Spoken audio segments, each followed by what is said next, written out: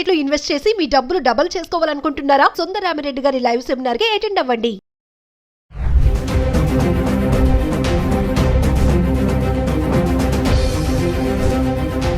నమస్తే, welcome back to Suman TV. ప్రస్తుతం మనతో పాటు ఉన్నారు consumers affairs committee chairman Mandari Krishnareddy గారు. నమస్తే సార్. నమస్తే అమ్మా.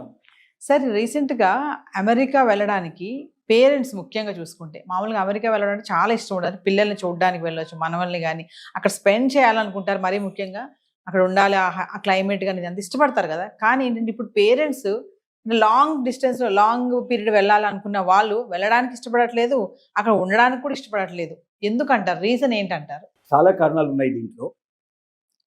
మొదటిసారి వెళ్ళడానికి చాలామంది ఇష్టపడతారు, కొద్ది రోజులు అక్కడ ఉండడానికి ఇష్టపడతారు. అంటే షార్ట్ టైంలో వెళ్ళిన వాళ్ళు, ఒక 10 రోజులు 15 రోజులు నెల రోజులు ఉండేటువంటి వాళ్ళు చాలా సంతోషపడతారు. ఎందుకంటే భారతదేశానికి అమెరికాకు మధ్యలో చాలా వ్యత్యాసం ఉంది. అక్కడ రోడ్లు కానీ, అక్కడ వాతావరణం కానీ, అంటే రోడ్లు చాలా నీట్గా ఉంటాయి. అసలు ఎక్కడ చెత్త చెదారం అనేది ఎక్కడ కనబడదు మనకు. అన్ని ఆటోమేషన్స్ ద్వారా ఎప్పటికప్పుడు క్లీన్ చేసేస్తారు కాబట్టి అది మనకి ఎక్కడ కూడా చిన్న చెత్త కానీ, అసలు మన దగ్గర కనబడేటువంటి కంపు కానీ, లేకపోతే క్లీన్ చేయకపోవడం కానీ, ఎక్కడికెక్కడ పెంట కుప్పలు మున్సిపల్ సంబంధించినటువంటి కనబడడం కానీ, ఇలాంటి దృశ్యాలు మనకు అమెరికాలో ఎక్కడ గాలించి చూసినా కనబడవు. అది నెంబర్ 1. నెంబర్ 2 ఏమిటంటే అసలు ఇలాగా ట్రాఫిక్ జాములు అవ్వడం కానీ, ఎక్కడ పడితే అక్కడ గంటల తరబడి వెయిట్ చేయాల్సిన పరిస్థితి కానీ ఇలాంటివి కానీ ఉండవు. ఎందుకంటే అక్కడ ట్రాఫిక్ నియంత్రణ చాలా గొప్పగా జరుగుతుంది. ఎవ్వరు కూడా ట్రాఫిక్ వయలేషన్స్ ఉండవు. కాబట్టి ఎంత వేగంతో వెళ్ళాలి అంటే అంత వేగంతో వెళతాయి. అక్కడ కొన్ని తక్కువ వేగంతో వెళ్ళాలి ఉంటాయి, కొన్ని ఎక్కువ వేగంతో వెళ్ళాలి ఉంటాయి. ఆ ఎక్కువ వేగంతో వెళ్ళకపోయినా కూడా ఫైన్ వేస్తారు. ఎందుకంటే మరి వెనక వాళ్ళకి ఇబ్బంది కలగకూడదు కదా. ఆ వేగంతో వెళ్ళినప్పుడు మాత్రమే నియంత్రణ కరెక్ట్గా టైంలో రీచ్ అవ్వడం జరుగుతుంది. ఇలాంటివన్నీ ఉంటాయి. తర్వాత గొప్ప గొప్ప దృశ్యాలు, మంచి మంచి స్టూడియోస్, మంచి మంచి పార్క్స్, మంచి మంచి అమ్యూజ్మెంట్ పార్క్స్ లాంటివి, తర్వాత అనేక రకాలైనటువంటి మ్యూజియంస్ చూడడానికి అవకాశం ఉంటుంది. అంటే భారతదేశంలో చూడడానికి వీలైనటువంటివి అనేక మనకు అక్కడ చూడేసిన అవకాశాలు ఉంటాయి. కాబట్టి ఆ దేశం మీద చాలా ఆసక్తి ఉంటుంది. అమెరికా అంటే ప్రపంచంలోనే గొప్ప దేశం అనేటువంటి భావన ఉంది. ఎత్తైన బిల్డింగ్స్ 50 నుంచి 100 ఫ్లోర్లు ఉండేటువంటివి మీకు చాలా అవలీలగా కనబడతాయి. లిఫ్ట్లో ఎక్కితే ఆశ్చర్యపోతాం. ఏంటంటే 100వ ఫ్లోర్ వెళ్ళాలంటే కింద ఇట్లా నొక్కంగానే 100వ ఫ్లోరు మనకు 1 నిమిషం నుంచి 1.5 మినిట్లో 100 ఫ్లోర్కి వెళ్ళిపోతాం. అంటే 1 or 2 మినిట్స్లో మనం 100 ఫ్లోర్కి వెళ్ళిపోతాం. మన దగ్గర ఉన్న లిఫ్ట్లు నొక్కితే 2వ ఫ్లోర్కి వెళ్ళడానికి చాలా టైం తీసుకుంటుంది. మనకు 3వ ఫ్లోర్ 5వ ఫ్లోర్ ఎక్కడానికి మనకు టైం తీసుకుంటుంది. అంత ఫాస్టెస్ట్ టెక్నాలజీ ఉంటుంది. కాబట్టి అది కూడా మనకు చాలా ఆనందాన్ని కలిగిస్తుంది, ఆశ్చర్యం కలిగిస్తుంది. అమ్మో 100 ఫ్లోర్లు కదా, ఎక్కడానికి ఎంత టైం పడుతుంది అనుకుంటాం మనం. కానీ 2 నిమిషాల్లో మనం అక్కడ ఉండిపోతాం. ఇట్లాంటి ఆశ్చర్యకరమైన విషయాలు చాలా ఉంటాయి. కాబట్టి అసలు పార్కులు కూడా చాలా అందంగా ఉంటాయి. అది పార్కులో మనం ఏది కోరుకుంటాం అని కోరుకున్నవన్నీ దాదాపుగా అక్కడ దొరుకుతాయి. మనకు హోటల్స్కి పెడితే పరిస్థితి అట్లా ఉంటుంది. ఇలాగా ప్రతి చోట కూడా ఇంకోటి సిస్టమేటిక్గా ఎక్కడికైనా క్యూ సిస్టమ్, ఎక్కడ ఒకరి మీద ఒకటి పడేయటం ఉండదు, అరుపులు కేకలు ఉండవు.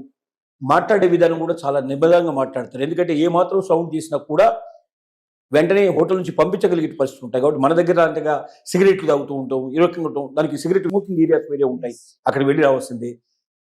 చాలా మర్యాద, ఒకరినొకరు గౌరవించుకునే విధానం, క్యూ లైన్ పద్ధతులు, ఇలాంటివన్నీ కూడా మనల్ని విపరీతంగా ఆకర్షిస్తాయి. కాబట్టి పేరెంట్స్ అక్కడికి వెళ్ళారంటే వాళ్ళు ఇష్టపూర్తిగా వెళ్ళి ఎక్కువ రోజులు ఉండాలని కోరుకోవడానికి తప్పలేదు. కానీ జరిగేది ఏమిటంటే ఎక్కడికి వెళ్తున్నాం, వాళ్ళంతా వాళ్ళు వెళ్ళి వాళ్ళంతా వాళ్ళు తిరిగి వచ్చేసి ఒక హాలిడే ట్రిప్ లాగా వెళ్ళి వస్తే సంతోషంగా ఉంటుంది. కానీ పిల్లల దగ్గరికి మనం వెళ్తున్నాం. ఈ పిల్లల దగ్గరికి వెళ్ళడం 2 రకాలు ఉంటాయి. కొద్దిమంది పిల్లలు మాత్రమే తాము అమెరికాలో స్థిరపడ్డ తర్వాత తమ పేరెంట్స్ కూడా వచ్చి చూడాలి అని కోరికతో వాళ్ళని ఆహ్వానించే వాళ్ళు ఉంటారు.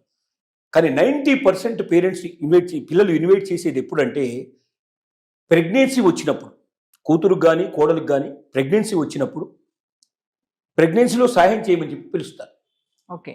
కారణం ఏమిటి దానికంటే అక్కడ ఎవరైనా అసిస్టెంట్ పెట్టుకోవాలంటే, ఎవరైనా పని మనిషిని పెట్టుకోవాలంటే, లేదా సహాయకరం ఎవరిని పెట్టుకోవాలంటే ఒక మనిషి జీతానికి సరిపోయేంత డబ్బులు అక్కడ ఇవ్వాల్సిన పరిస్థితి ఏర్పడుతుంది. అక్కడ సర్వెంట్ మేట్స్ కూడా వాళ్ళు కార్లలో వస్తారు, రిచ్గా ఉంటారు. వాళ్ళు రాగానే వాళ్ళకి వీళ్ళు విష్ చేయాలి, వీళ్ళు గుడ్ మార్నింగ్ చెప్పాలి, లోపల తీసుకెళ్ళాలి, వాళ్ళకి టీ ఇవ్వాలి, బ్రేక్ఫాస్ట్ ఇవ్వాలి, ఇలాంటివన్నీ ఉంటాయి. సో దీంతో ఏమవుతుందంటే భారతీయులు అసలు అక్కడికి వెళ్ళేదే డబ్బు కోసం వెళ్తున్నారు. ఎంత ఎక్కువైతే అంత మిగిల్చుకొని దాన్ని మన దేశానికి పంపించుకొని అక్కడ ఆస్తులు కూడా పెట్టుకొని తర్వాత వెళ్ళి మనం సెటిల్ అవ్వడం ఉద్దేశమే ఎక్కువ మందికి ఉంటుంది. ఈవెన్ గ్రీన్ కార్డ్ హోల్డర్స్ కూడా నేను 100% ఇక్కడే ఉంటామని ఎవరు అనుకోరు. మన డెస్టినీ ఆల్రెడీ మళ్ళీ ఇండియానే అనేటువంటి ఉద్దేశంతో ఎక్కువ మంది ఉంటారు. కాబట్టి డబ్బు ఎక్కువ ఖర్చు పెట్టడానికి ఇష్టపడరు. కాబట్టి వెంటనే వాళ్ళకి తోచేది ఏమిటంటే అత్తామామలు లేదా అమ్మా నాన్నలు వీళ్ళు ఎవరో ఒకరు ఖాళీగా దొరికే అవకాశాలు ఉంటాయి. వెంటనే ఒక టికెట్ అరేంజ్ చేసేస్తే మన వాళ్ళు వెళ్ళిపోతారు. అంటే ఒక సహాయకురాలను 6 నెలలు పెట్టుకోవాలంటే సుమారుగా వాళ్ళకి 6 లక్షల రూపాయలు ఖర్చు అవుతుంది. అదే మన ఇండియా నుంచి ఒకరు వెళ్తే ఓ 50,000 లక్ష రూపాయల లోపల వాళ్ళకి అయిపోతుంది. భోజనం ఎట్లాగో వాళ్ళతో పాటు చేస్తారు. ఏదైనా అది ఇది చూపించిన అయ్యేటువంటి ఖర్చు అంతా కలుపుకుంటే అంటే మనం పని వాళ్ళకి ఇచ్చేటువంటి దాంట్లో ఒక 10% 15% ఖర్చు పెడితే మనకు వాళ్ళకన్నా ఎక్కువ నమ్మకంగా 24 గంటలు ఇంట్లో ఉండి ఒక లేబర్ లాగా పనిచేయడానికి మనకి 2 వ్యక్తులు దొరుకుతున్నారు. 24 hours సర్వీస్. ఈ ఉద్దేశంతో ఎక్కువ మంది పిలుస్తారు. దీన్ని చెప్పాలంటే పచ్చిగా చెప్పాలంటే పరిస్థితి కాకపోతే ప్రేమలు అభిమానాలు ఆలోచనలు ఇవన్నీ చాలా ఉంటాయనుకోండి. కానీ మన వాళ్ళు కూడా ఎందుకు వెళ్తారంటే మొట్టమొదటిసారి వెళ్ళేటువంటి వాళ్ళు ఆ ప్రేమతో వెళ్తారు. నా కూతురు ప్రెగ్నెంట్ అయింది, నా కోడలు ప్రెగ్నెంట్ అయింది, నేను నా మనవరాలను చూసుకోవాలి, మనవడిని చూసుకోవాలన్న ఆతృతతో మనం అక్కడికి వెళ్తాం. వెళ్ళిన తర్వాత జరిగేది మొట్టమొదటి ఏంటంటే అసలు వీక్లీ ఆఫ్స్ ఉండవు. సహజంగా ఈవెన్ ప్రెగ్నెంట్ లేడీస్ కూడా ఒక 2 నెలల ముందు 1 నెల ముందు సెలవు పెడతారు కదా, మిగతా టైంలో అంతా కూడా వాళ్ళు వర్క్ చేస్తూనే ఉంటారు. ఇద్దరు ఆఫీస్కి వెళ్ళిపోతే 5 రోజుల పాటు వీళ్ళు ఒంటరిగా ఉండాలి ఆ ఇంట్లో. అసలు బయటికి వెళ్తే మాట్లాడితే వీళ్ళ మాటలు ఎవరికి అంటే అక్కడ భాష ప్రాబ్లం చాలా ఎక్కువ ఉంటుంది. ఏదైనా దూరం వెళ్ళాలంటే అడ్రస్ తప్పిపోతాం అనే భయం ఉంటుంది సహజంగా. వీళ్ళు చొరవ తీసుకొని దూరం వెళ్ళరు. మనలాగా బయటకు వచ్చి పక్క వాళ్ళు ఈ పక్క వాళ్ళు మాట్లాడేటువంటి పరిస్థితులు అక్కడ ఉండవు. పక్కింటి వాళ్లకు మన ఇంట్లో ఒకవేళ టీవీ శబ్దం ఎక్కువ వచ్చినా వాడు వెంటనే కేసు పెడతాడు, న్యూసెన్స్ కేసు పెడతాడు. పిల్లల అరుపులు బాగా వినబడ్డా కేసు పెట్టేస్తారు. కాబట్టి ఎవడి డోర్ వాడు క్లోజ్ చేసుకొని ఇంట్లో ఉంటాడు. పక్కింటి వాళ్ళు కూడా మాట్లాడేవాళ్ళు దొరకరు, పక్కకు వెళితే ఎవరు ఉండరు. ఇక ఎవడు మాట్లాడకుండా మన వాళ్ళు బతకడం చాలా కష్టం. మన వాళ్ళు మాట్లాడడానికే పుట్టారు. ముఖ్యంగా మగవాళ్ళు బయటికి వెళ్ళంగానే ఆడవాళ్ళు చేసే పని ఏంటంటే ఎదురింటి వాళ్ళు పక్కింటి వాళ్ళు వెనకింటి వాళ్ళంతా కలుసుకొని మాట్లాడడం, కలిసి ఉంటే కలిసి మాట్లాడుకోవడం ఇలాగా సహజంగా జరుగుతుంది. ఆ ఎక్స్చేంజ్ ఆఫ్ థాట్స్ లేకపోతే మన వాళ్ళు బతకడం చాలా కష్టం. అంటే అక్కడ ఏంటంటే వారంలో 5 రోజుల పాటు వాళ్ళకి 10 దినాలు, ఒక్క సాటర్డే సండే మాత్రమే వాళ్ళకి హాలిడే వస్తుంది. ఆ హాలిడే రోజున ఏదైనా వీళ్ళని తీసుకెళ్తే ఒక సినిమాకో లేకపోతే ఏదైనా ఒక పార్క్కో లేదా ఇంకేదైనా తీసుకొచ్చే అవకాశాలు ఉంటాయి. మిగతా రోజుల్లో వాళ్ళతో కాస్త గడిపే అవకాశాలు ఉంటాయి. కానీ 5 రోజుల పాటు వీళ్ళు ఇంట్లో బంధించినట్టుగా బతకాలి. ఒక రకంగా చెప్పాలంటే ఖైదీల్లాగా బతకాలి. ఇది చాలా మందికి ఇష్టం ఉండదు. తర్వాత చాకిరీ అంతా 6 నెలలు మనం చాకిరీ చేయడానికి అక్కడికి వచ్చిన విషయం అర్థమవుతుంది. చాకిరీ అయిపోతుంది. ఆ తర్వాత ఏం చేస్తారు, ఏదో కొద్దిగా 1 రోజు 2 రోజులు సెలవు పెట్టేసేసి అమెరికాలో ముఖ్యమైన ప్రదేశాల్లో తిప్పేసేసి మళ్ళీ ఫ్లైట్ ఎక్కిచ్చేస్తారు, వచ్చేస్తారు. కాబట్టి ఈ రకమైన జీవితం గడపడానికి చాలా మందికి ఇష్టం ఉండదు. ఎందుకంటే స్వేచ్ఛా జీవితం, మన స్వేచ్ఛ కోల్పోతున్నాం. ఏం చేసావు అమెరికా పోయి అంటే ఇంట్లోనే గడిపానని, ఇంట్లో ఇల్లు వదిలిపెట్టి బయటకు పోవడానికి లేదు, వారం రోజులకి 5 రోజులు నేను ఇంట్లోనే గడిపానంటే అసలు మన వాళ్ళని గడపాలంటే 5 రోజుల పాటు ఇంట్లో ఎవరు బిక్కచచ్చి ఒక్కరే ఉండి కూర్చోనంటే మాట్లాడడానికి మనుషులు లేకుండా రాత్రి ఎప్పుడూ వస్తారు. వాళ్ళు వచ్చేవరకే చాలా లేట్ అవుతుంది. ఎందుకంటే ఒక్కొక్క నగరాన్ని 100 కిలోమీటర్లు 200 కిలోమీటర్లు ఎక్కడో వాళ్ళ ఉద్యోగాలు ఉంటాయి. కార్ డ్రైవ్ చేసుకుని పోవాల్సిన పరిస్థితి ఏర్పడుతుంది. కార్ డ్రైవ్లోనే 1 గంట నుంచి 2 గంటలు 3 గంటలు టైం దొరుకుతుంది. మళ్ళీ తిరిగి రావడానికి అంత టైం పడుతుంది. బాగా అలసిపోయి వస్తారు. ఎందుకంటే అక్కడ సిన్సియర్గా పనిచేస్తారు. మనలాగా పని దొంగలు ఎక్కువ ఉండరు అక్కడ. ఉంటే వాళ్ళని పని చేయనివ్వరు. పని దొంగలు ఎక్కువ రోజులు ఉండలేరు అక్కడ. కాబట్టి అందరూ సిన్సియర్గా పనిచేస్తారు, హానెస్ట్గా పనిచేస్తారు. అంత కష్టపడి వచ్చి వాళ్ళు 5 రోజుల పాటు గుడ్డి చాకు చేస్తారు. ఒక రకంగా చెప్పాలంటే ఒక సామెత ప్రకారంగా 5 రోజులు గాడిదలాగా పనిచేస్తారు, 2 రోజులు గుర్రంలాగా సుఖపడతారు. ఆ 2 డేస్ వాళ్ళు ఏంటంటే ఎక్కడైనా వీకెండ్స్లో సముద్రం ఒడ్డుకు వెళ్ళడం, అక్కడ రెస్ట్ తీసుకోవడం, మంచి ప్లేస్లోకి వెళ్ళడం బాగా ఉంటారు. కానీ ఈ నలుగురు కలిసి వెళ్ళాలంటే అయ్యే ఖర్చు మోపిడవుతుంది.